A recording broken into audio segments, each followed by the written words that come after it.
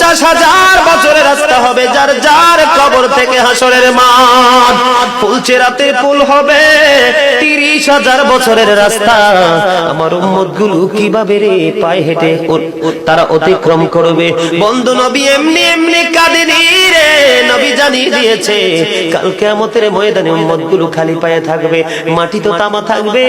ও বন্ধু, তাদের শরীরে কোনো পোশাক থাকবে না, উলঙ্গ অবস্থায় থাকবে।